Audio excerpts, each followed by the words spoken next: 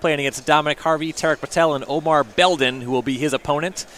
Dan on Bant Spirits, Omar on Grist's Death Shadow. Omar will be starting the action on his first turn. He's going to use Mishra's Bauble. Take a look at what's on the top of Jessup's deck. And then he'll play a Blood Crypt. He's down to 18. Yeah, that'll give him a little more information before he plays his discard spell.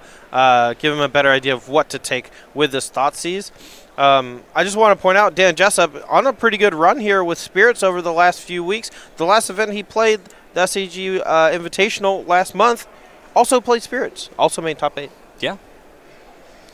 Definitely no slouch with the deck. Let's take a look at what Omar sees with the Thoughtseize. We have a Flooded Strand, just a one-lander for Jessup here. Yeah, it looks like a mulligan here. Only 6 cards to work with. Scryed to the top or bottom, not sure, but definitely looking to hit the second and third and even fourth lands here to turn on those 2 collected companies that are hanging out at the bottom. Top of that, we have Skull Captain, Supreme Phantom, and a Mausoleum Wonder. Omar decides to take that only castable right now and gets rid of the Mausoleum Wanderer. Yeah. Sometimes you'd go for the more powerful spell, but only castable. That's not bad. So this will put Omar at 16 off of that Thoughtseize. Jessup's going to play that Flooded Strand and pass back. Yeah, it looks like he drew a Spell Queller. Clearly bottomed. Definitely needs lands in order for this hand to function. Unfortunately, hasn't hit it yet, but still has a few more draws to get there. Another Mishra's Bauble for Beldon. See if he wants to fire that off right away and who he wants to target. No Bauble, no land. Right back to Jessup. Yep. No land for Jessup. No fetch, no land. Beldon's going to take a look at Jessup's deck with his Mishra's Bauble, see if that plus his draw step can get him a second land. Yeah, definitely just digging here for mana. Both players with anemic draws, but this definitely favors the really low-to-the-ground Grixis Death Shadow deck. Unless Dan Jessup draws an early copy of Aether Vial, he really needs 2, 3, even 4 lands a lot of times in order for his deck to really get into high gear.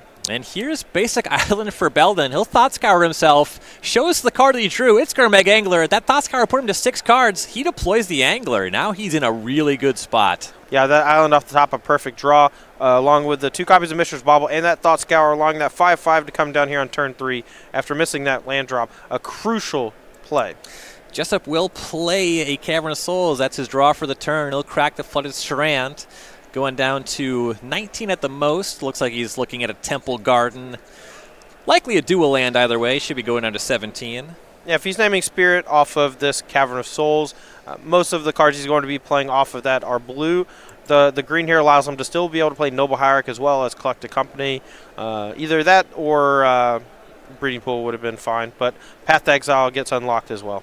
For sure. Temple Garden is the find. Plays that Supreme Phantom that both players knew about. And we'll go back Beldon's way. Unlocking that blue mana with that island, definitely a big deal for Beldon. He can start casting things like Serum Visions and really shape up his draw from here. Draw for turn, looks like he found a Polluted Delta, so shouldn't have any more mana woes this game. Yeah, this turn it's all about whether or not Omar is able to either assemble another threat or destroy the threat that Dan Jessup has deployed. Supreme Phantom by itself, not really a problem. It starts to become a problem when Dan starts deploying other threats, and since he hit a second land drop, you can be mostly sure that the next few turns are just going to be a creature played here, a creature played there. Yep, Beldon will play that Delta. He'll crack it for an untapped Watery Grave, dropping to 13 for that. Going to cast a Serum Visions after the fetch. That's just good sequencing. Yep. That allows him to get full value out of the scry. And since he not only probably wants to shock himself to be able to deploy a Death Shadow or something this turn, but he definitely has plans to use all of his mana. 1 scry to the top, 1 to the bottom at the Serum Visions. He's going to attack for 5 with his Angler. No blocks for Jessup. He'll drop to 12. See what he has for a post-combat action, and Beldon will play a Thoughtseize. Get another look at that hand. The Spell Queller, the addition, as well as a second Draw Skull Captain. So those 3 cards and 2 Collected Company, the holdings for Jessup. Bunch of uncastables. Yeah, it definitely needs that third land to be able to cast anything, or potentially a 1 or 2 drop spell off the top. Right now, though, this is not looking very good for Dan Jessup, but that happens. If you stumble against Death Shadow, that gives them an opportunity to really put the pressure on you with something like Gurmag Angler or Death Shadow, and it makes all of their disruptive package that much better. Beldon's going to take the Spell Queller. Makes sense. It was the only non-redundant card in the hand. He'll fall to 11 and deploy a Death Shadow. Yeah, another point of pressure here. Dan Jessup's going to probably have to sit back on defense next turn, but it's a losing proposition. If he attacks, it's going to just grow the Death Shadow and threaten to kill Dan Jessup on the swing back, or force a chump block, both not desirable. Jessup drew a castable spell. It's a second Supreme Phantom, though he's a long ways away from having a meaningful battlefield presence or a really workable hand. So we'll go back to Beldon. He's going to attack with his 2/2 Death Shadow into the Gurmag Angler. See if Jessup's interested in blocking. At some point he has to be, right? Yeah, the problem here is that I smell a Dismember. This attack doesn't really make sense unless you have a Street Wraith or Dismember. Lightning Bolt Self! Jessup's going to double block with the Phantoms, and Beldon Lightning Bolts himself down to 8. That's a +5. +5. No, it's not. I'm stupid. It's a +3/+3. Turns into a 5/5. So he's going to put 4 damage on one and only 1 damage on the next. So 1 Supreme Phantom will survive. Yeah, so that makes the Death Shadow a 5/5. Out of range for the Phantoms. Only takes one of them down. 5 will connect to Jessup, knocking him to 7. And a second Death Shadow for Beldon. I never claimed to be good at math. That's true. And Jessup's seen enough. And just like that, we are going to game number 2. Yeah, I mean, that can certainly happen no matter how favored your deck is against something like Grixis Death Shadow. They can just draw discard spell into giant monster into removal spell, and that's all she wrote. And if you stumble at all, like Dan Jessup did there, that's all there is to it. Let's go to the sideboard. Yeah, in the sideboard games, Jessup's definitely going to want to hit more land drops, but as far as the potential spells that he could be boarding into, we have 2 Knight of Autumn, a Disdainful Stroke, 3 Rest in Peace, 2 Thalia Guardian of Thraben, a Geist of St. Traft, 3 Stony Silence, a Unified Will, a Path to Exile, and a Negate. What do you like here? So this matchup is all about containing the threats that Death Shadow can deploy. For the most part, they're going to be playing as the control deck, trying to pick you apart, kill some stuff. But they turn the corner and become the aggro deck around turn 3 or 4 if they're able to deal themselves enough damage. So you need to have an answer for something like Death Shadow or Gurmag Angler, which effectively turns off a lot of their disruptive elements. They can make you discard cards, counter your stuff, kill your creatures all day. Doesn't matter as long as they're not attacking you and killing you. So I'm going to be looking for ways to disrupt those particular threats. I think Geist of St. Traft is particularly good at stealing games in this matchup just because the Death Shadow deck deals itself so much damage. The fact that it's hexproof, it dodges a lot of their spells.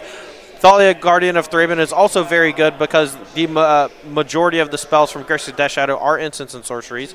I'm not really sold on Rest in Peace. It does shut down Gurmag Angler and Snapcaster Mage, but if you don't draw it in a timely fashion, it doesn't end up being all that good.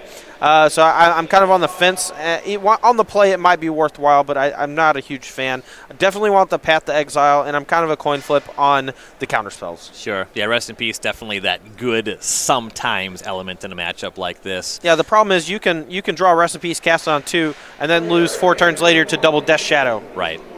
Over on Omar Beldon's side in the sideboard, he has an Abrade, a Liliana the Last Hope, 2 Kolaghan's Commands, 2 Disdainful Strokes, another Stubborn Denial, 4 Snapcaster Mage. That's become kind of the stock build as of late. 3 copies of Leyline of the Void, 2 Grim Lavamancer, and a Lightning Bolt. Yeah, I think Omar is going to be well positioned to transition here to a little bit slower of a game plan. More Lightning Bolts, more Grim Lavamancers. These cards contain the threats that Dan Jessup could deploy, and something like Grim Lavamancer is just insanely powerful as long as they don't assemble 2 different Lord effects. So another Snapcaster Mage definitely coming in just to have more removal. 2 Kolaghan's Commands are surprisingly good since Aether Vial has been added to the deck. Before that, I would not say that it was particularly good. Costing 3 mana is a lot, but things have changed. Liliana the Last Hope. Decent number of creatures have 1 toughness, so it could be worthwhile. And then the Abrade acting as a removal spell or a way to stop Aether Vial, both good effects. Yeah, Liliana the Last Hope actually one of the reasons that Selfless Spirit wasn't always great when they were both in the same standard format. Yep. So that can come up in a big way. But we'll see if Dan Jessup's able to figure it out. But he certainly won plenty of top 8 matches in his time. The former Players' Championship competitor, definitely looking to make it again as we bring it back this year. 26-year-old from Ronkonkoma, New York. Last year That's he played, not a real place. I mean, he and Andy J agree that it is a place. Okay. I trust Andy. I'll trust Google Maps when I look it up after this match is over. Last year he played 9 opens and top 8 at a third of them. Very impressive stuff. All-time 15 top 8s with a win. 3 invitational top 8s, including the most recent invitational in Season 2 last year. Yeah, very good resume, especially for someone as young as Danny. At age 26, he's put up more results than most players on the tour. Though, unfortunately, does not have the title of the better Jessup. Yeah, I mean, it really sucks when you get overshadowed by your brother in your childhood. I can only imagine that it continues to be gross when your brother is way better than you at the thing that you both do for basically the rest of your adult life. Right. Dan Jessup out here slogging it out. Andrew Jessup coming off his invitational win. He's just bumping around in Asia right now. Yeah, well, he played the PTQ this morning, but for him it was late at night. You know. Andy can't get away. Can't get away. It's too good. The game's too good. He even got the Pro Tour qualification from his win at the Invitational. Yeah, that's excellent. And he's just right back PTQing.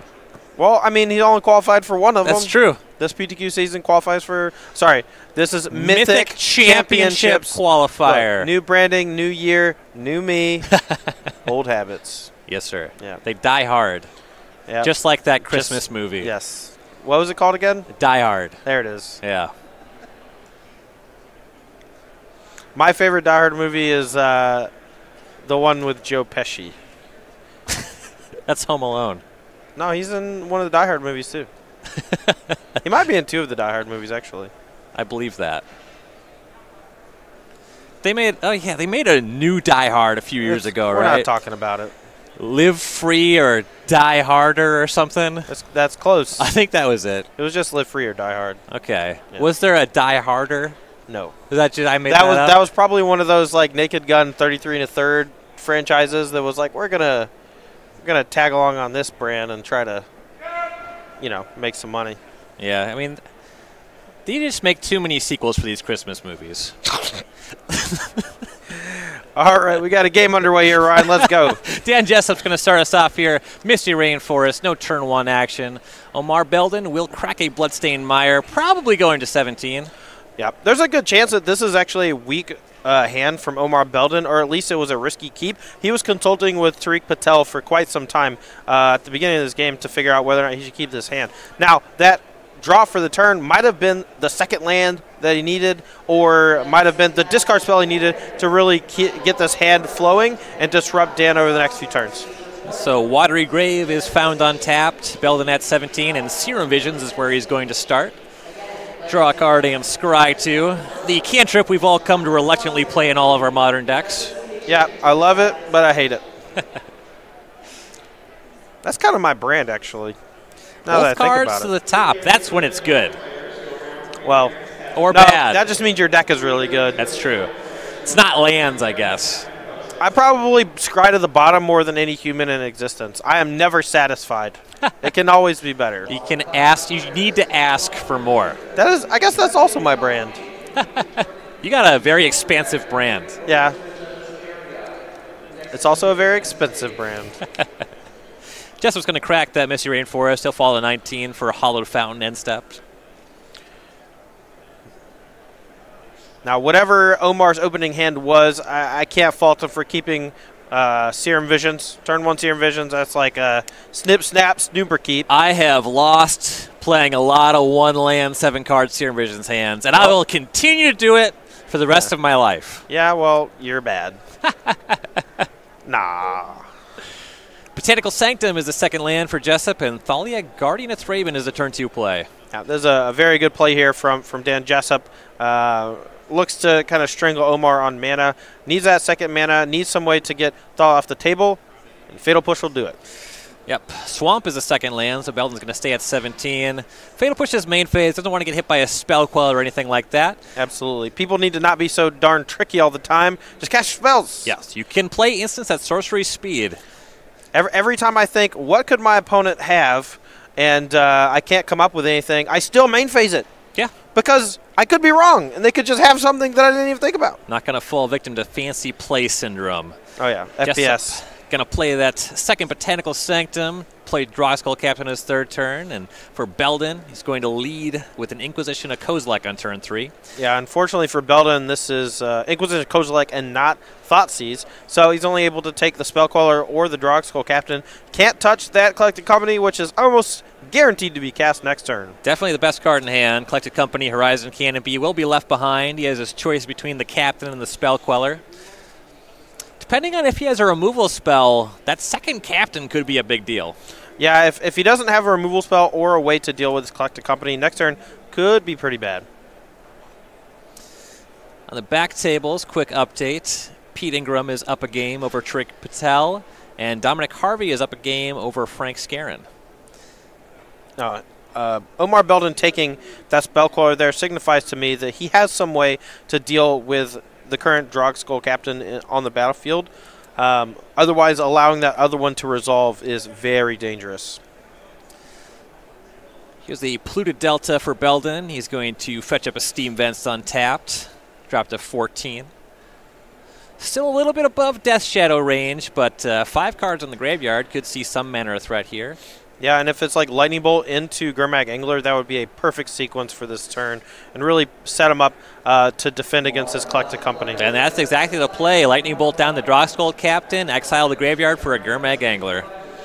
Yeah, just a beautiful sequence. This is why people love the Grixis Death Shadow deck, myself included. That sequence of events, cast 3 spells that turn, was able to play a 1-mana 5/5. It's awesome. All right, so Jessup's going to play that Horizon Canopy, bump himself down to 19, and cast Collected Company. Likely looking for Reflector Mage as priority number 1.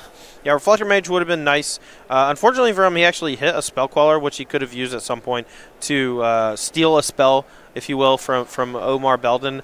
However, he's trying to play around things like Dispel, trying to play around things like Stubborn Denial, these cheap counter spells that could potentially still be in Omar Beldon's deck. What I want to know is whether or not they are in his deck at all. Because if I'm Omar Beldon, I'm going to say I'm just going to grind through those Collected Companies. I might snipe one of them with a Thoughtseize, but I'm not going to sit around with these dead Stubborn Denials in my hand for the whole game. Yeah, definitely don't want all 4. For sure fewer than that. Yeah. Luckily for Dan, though, he did hit a Thali Guardian Thraben, which could kind of stifle the development of Omar this turn. Just the ability taxing his mana whenever he wants to cast an instant or sorcery is very good in the spot. Yeah, the company collected was that Thalia and a Spell Queller. Not the most exciting pair, but the Thalia, as you said, could amount to something. Though Beldon does have 3 lands, which is kind of the sweet spot for the Shadow deck.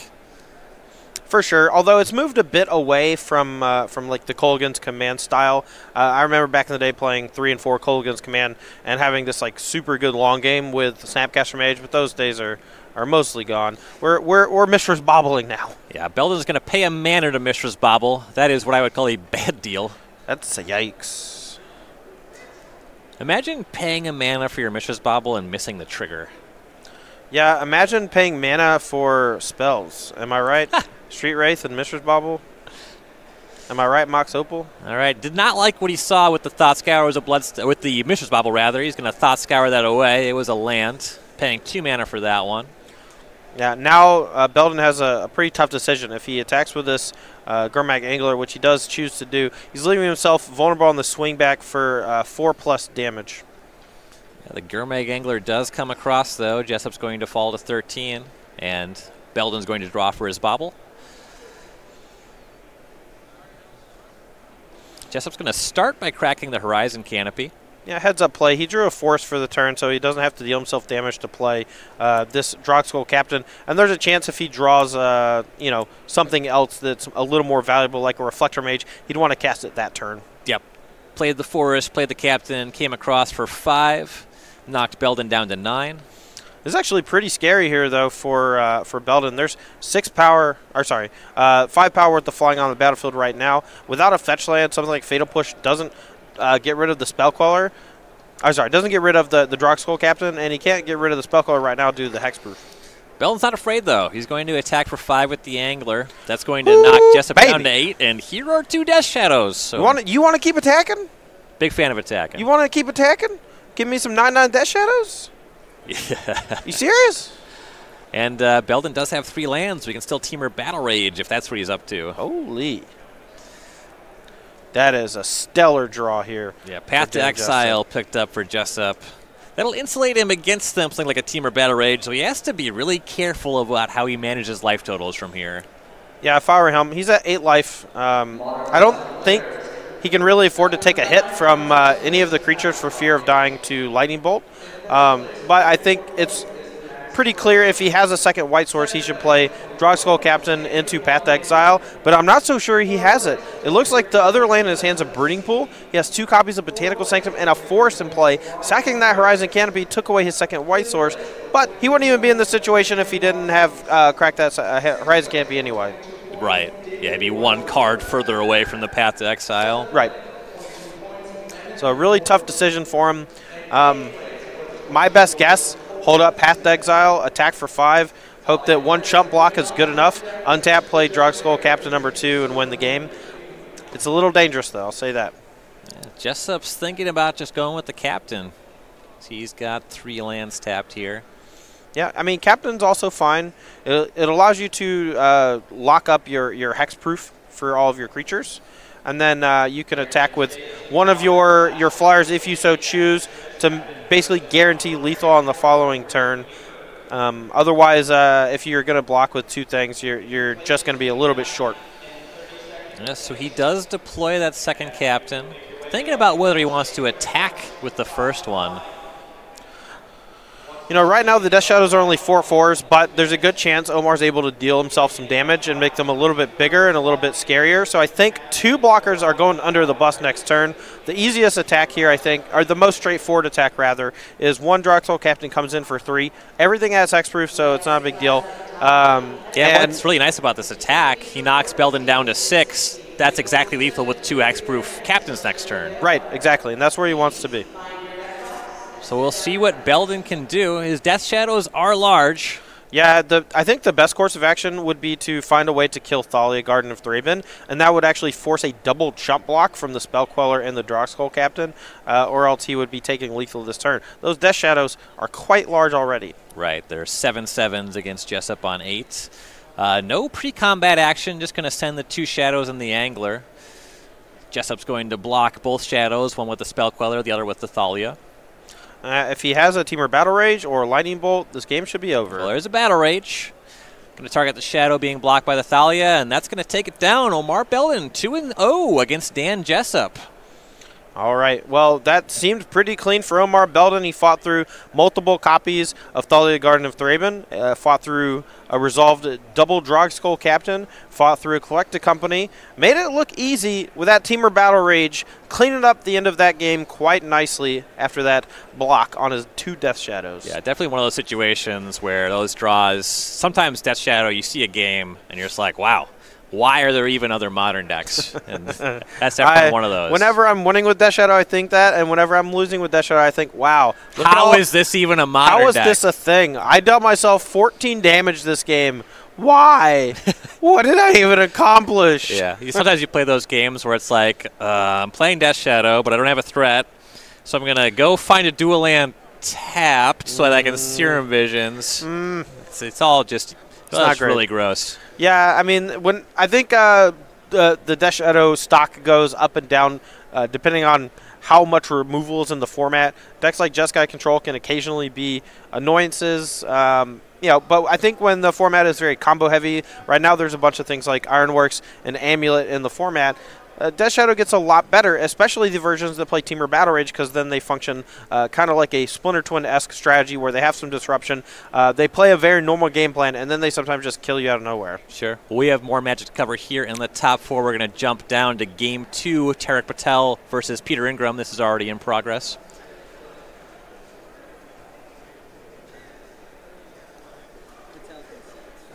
All right, so we're actually going to jump to Dominic Harvey versus Frank Skarren. Looks like Patel just conceded, so Peter Ingram did win that match 2-0. So it's all going to come down to this. Ooh, and Frank Skarren, he has the white splash in his Is It Phoenix deck. So we're coming to Ironworks versus Phoenix, and this is a turn 2 Stony Silence. And we'll get back to that game in a second. We actually have turn 2 Stony Silence against turn 2 Detention Sphere, which is just a flurry of hate cards in both directions.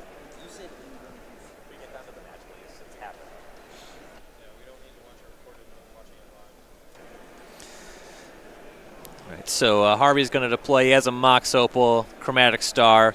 All shut off by the Stony Silence. He's going to need to find a Nature's Claim. Skarren's going to start his third turn with the Serum Visions. Yeah, but the Dampening Sphere does put, I want to say, a dampening on the game plan of Frank Skarren. So you're really going to see these two hate cards out of the sideboard doing a number on each other's strategies, and it's going to be down to who has the best plan B. And that's going to come down between, I guess, Psymaster Thopters out of the sideboard, just a couple copies, as opposed to the full 3. And Frank Skarren's just hard casting his threats like Arclight Phoenix and the like. Yeah, it's definitely a situation where Harvey either needs to pivot or destroy the Stony Silence, whereas Skarren is just really slowed down. It'll be really hard to bring back an Arclight Phoenix, but he can still cast him when he gets to 4. But definitely a slower plan.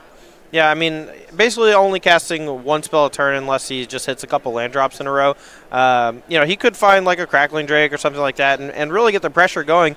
The Stony Silence is markedly better in this matchup than the Damping Sphere from the other side. Stony Silence is going to be a huge problem unless Dominic's ever able to get it off the battlefield. But a number of Nature's Claims and the like, and they know deckless, so he absolutely brought some in. We'll see how it goes from here. Yeah, so there's a third land for Skarren. It's the Spire Bluff Canal.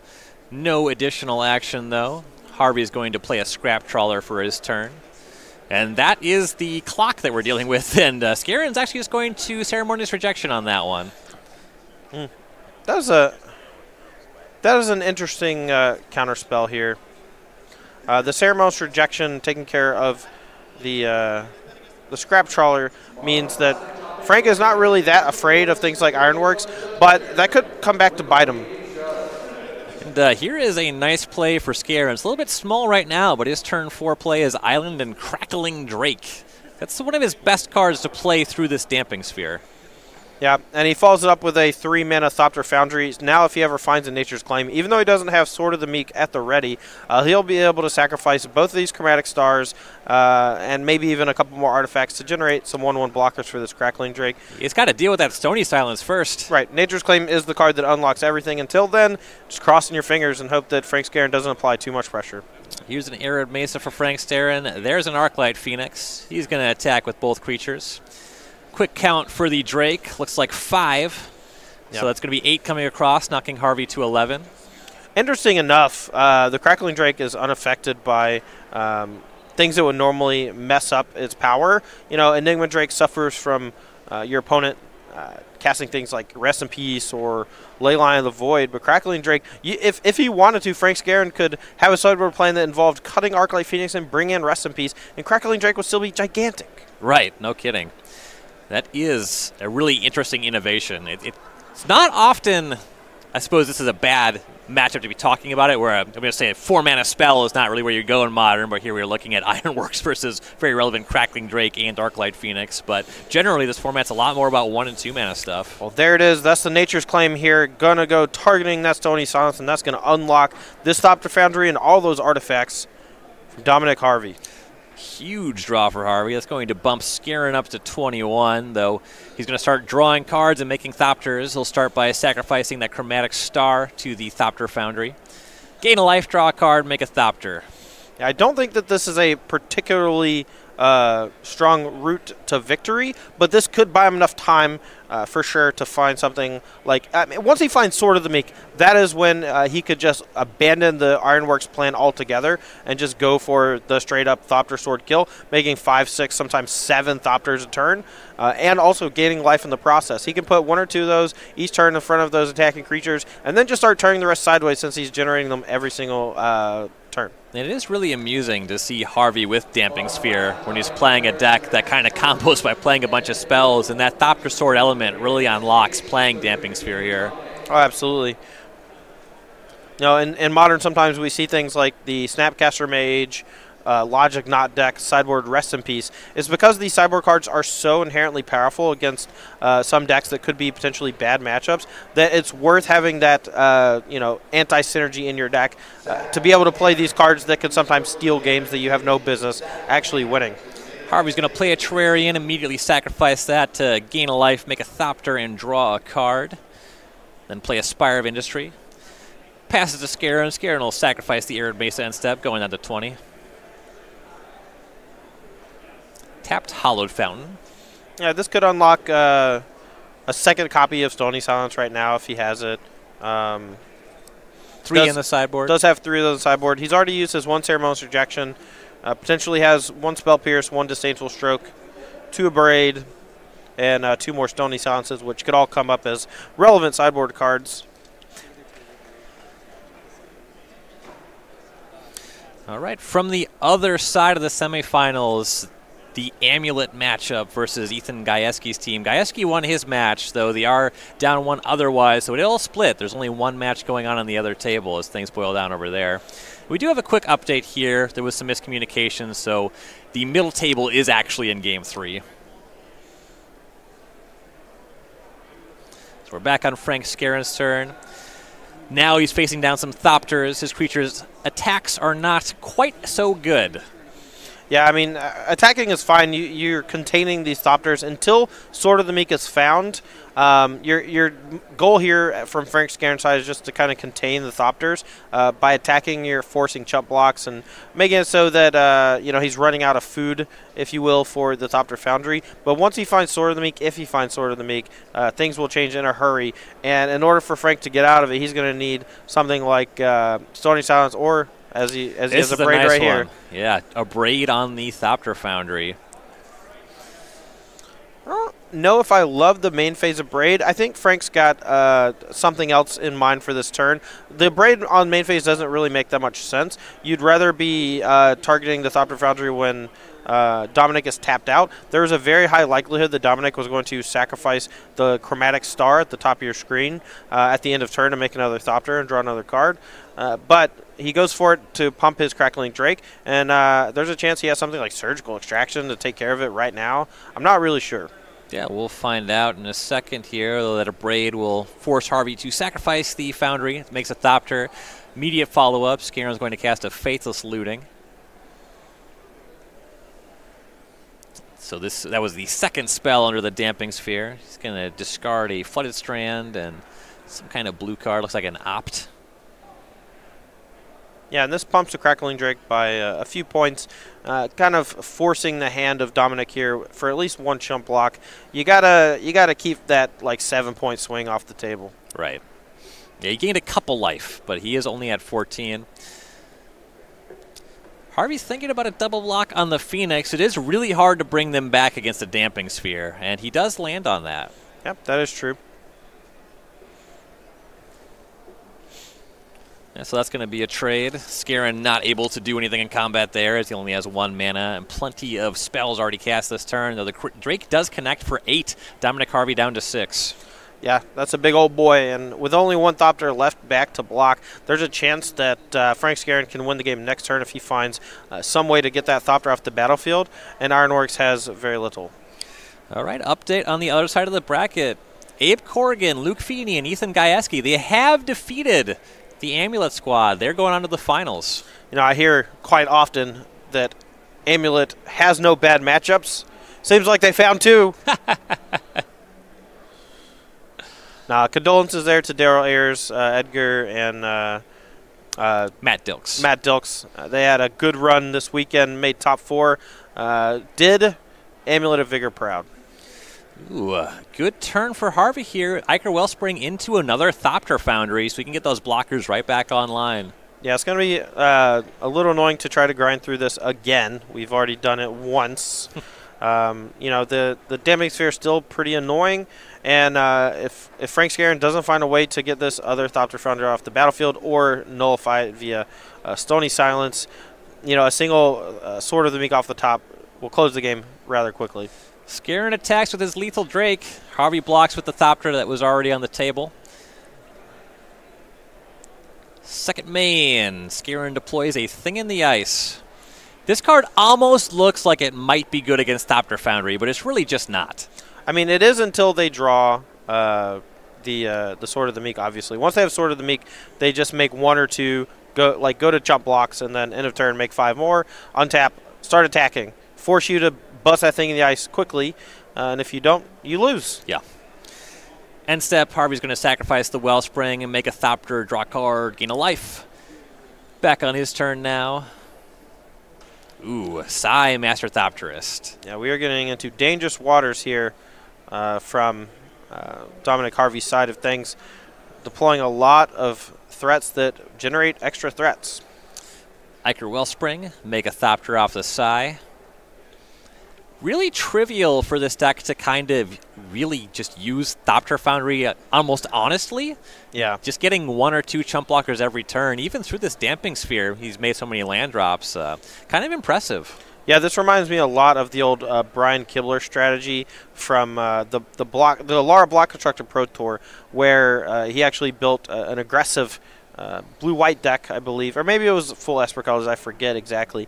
But it used Thopter Foundry fairly. There was no Sword of the Meek in that Block Constructor format, obviously.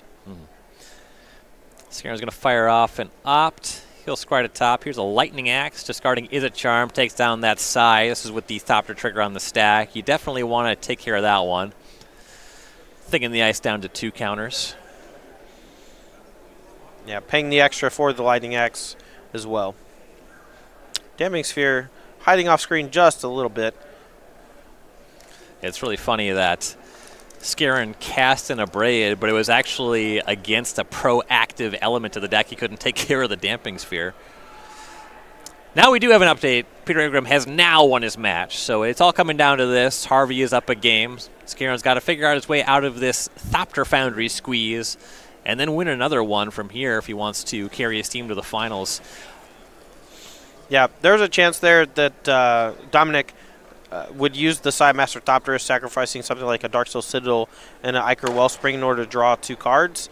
I don't hate it, but there's a chance that Dominic ends up needing these Thopters to block, or at least holding up mana to block with the Thopter Foundry tokens next turn. Leaving up Foundry activation against a potential transforming Thing in the Ice, likely what's going on there. Ooh, big draw for Frank Skarren. Here is Stony Silence number 2. Man, the hits just keep coming. From Lightning Axe on the Psy Master Thopterist to the second copy of Stony Silence, the Abrade at one point to take care of the first Thopter Foundry. This game has been so back and forth. Harvey's got to respond here. Going to use that Mox Opal, activate the Thopter Foundry, sacrifice Iker Wellspring, gain a life, draw a card, make a Thopter. 1 more mana untapped. Does he want to make 1 more Thopter? Probably. I don't think so. Not at the cost of these artifacts. Darksteel Citadel for a Thopter is okay, but I would not sacrifice like the Damping Sphere or the Thopter Foundry. Right. But with all this excess mana from your lands, I think that's fine. The problem is at some point, probably next turn, this Thing in the Ice is going to transform and get rid of all of those Thopters. The Faithless Looting in the graveyard will almost guarantee that. Yeah, Thing is looking pretty good for Skarren now. It's going to take a big top deck from Harvey. I really don't like this attack. The quad block here is almost inevitable because that Thing in the Ice is so powerful. Right. Though the Thing is shy of lethal and would bounce your Crackling Drake, so you don't get to transform an attack for lethal right away. Yeah, but unless Dominic is able to get this Stony Silence off the battlefield, there's not a whole lot. Well, you know what? There is Nature's Claim. You know what? Fine. Stony Silence number 2 down. Skarren up to 24. Sword of the Meek. Let's go. Thopter Foundry is unlocked. What does Harvey have? It's Ancient Stirrings. Yeah, paying the extra mana here for the Ancient Stirrings. Thanks to that Damping Sphere. Looking for Sword of the Meek to really get this engine going. We'll probably settle for an Ironworks or something similar. Ironworks, I suppose once you have it, you can just sacrifice your Damping Sphere if you have a combo turn, which is pretty funny. Yeah, I mean, I think that is one of the better things about Damping Sphere in the sideboard is that if you're comboing, you have multiple ways to sacrifice it if necessary. The find is going to be Scrap Trawler. Yeah, that one costs 5 mana this turn. Yeah, he's going to have to wait on that. So we go back to Skarren. He's empty-handed. It's got a Thing in the Ice on 2 counters. But now he is the player that once again needs to top deck. It's one of the worst parts about playing against Ironworks with basically any strategy is that the easiest way to beat them is to play some permanent that completely disrupt their strategy, whether that's Stony Silence or you have some anti-graveyard card with Leyline of the Void or Rest in Peace. They just basically always bring in 4 copies of Nature's Claim because almost every card that's good against them is an artifact or enchantment. So even though Frank Skarren has drawn 2 copies of Stony Silence, which is bananas, that's just very good, they were both killed very easily. Skarren's draw was a Braid. He's going to target the Thopter Foundry, Thing in the Ice down to 1 counter. Harvey should minimally turn the Foundry into a Thopter. We'll see if he wants to do more than 1. Yeah, I don't love doing more than 1. Your opponent's at 24. They don't have another threat besides the Thing in the Ice. Any instant or sorcery off the top or the Faithful Swing out of the graveyard will get rid of that token and allow Thing in the Ice to swing in for 7. So you'd be sacrificing for basically nothing. Yep, so here is the sacrifice of the Foundry. He'll go up to 10, make a Thopter. Yeah, at this point, I don't think Frank is going to flashback. Oh, he can't flashback the Faithful Swing this turn thanks to the Damping Sphere. Never mind. All right, Harvey draws. Let's see if he can finally produce that Sword of the Meek. Not playing it quickly, so I would suppose it's something other than that. Serves with the Thopter, big hit, Skarren down to 23. Love it. Now we're really humming. And what else is he supposed to do? There's the Scrap Trawler that he could not cast last turn when he found it off the Stirrings. And back to Skarren. This would be a nice turn to transform that Thing in the Ice. Is it a spell? Yeah, I might be mistaken. I'm 95% there's a Faithful Swing in the graveyard. He can trigger that pretty easily with. The question is, does he want to do it right now, and does he want it to be Faithful Looting? There's Thought Scour that's going to transform Thing in the Ice. Get rid of that Thopter, bounce the Scrap Trawler. Yeah, and notably attacking for 7, which is a pretty big deal because it turns Lightning Bolt into a lethal spell if those are still in his deck. I think that's why he would want to draw a spell over Flashback Faithless Looting, so he could actually Lightning Bolt this turn. Right. I suppose he has 5. Yeah, he could have done that anyway, but into a cantrip or something like that. You always want more cards in hand when you're casting a Faithless Looting. You'd rather cash in 2 lands into spells as opposed to 1 random card into spell. And since that spell was Thought Scour, it's fine to just cast anyway. There's an attack for 7. Harvey down to 3. There's a flashback of Faithless Looting. Looks like he found another Crackling Drake, so even if he is unable to kill next turn, he has another point of pressure at least. He did discard the Drake and a Spirebluff Canal. Didn't get a look at what the last card was. Well, if it's better than Crackling Drake, then that means he's probably got this game locked up. We may be seeing a Game 3 here to get to the finals here between Frank Skarren and Dominic Harvey. Harvey draws for turn. Tapping 2 mana, though. Ooh, another Thopter Foundry. Right when you think I'm out. He's got a Scrap Trawler to pair with it this time. Pull me back in.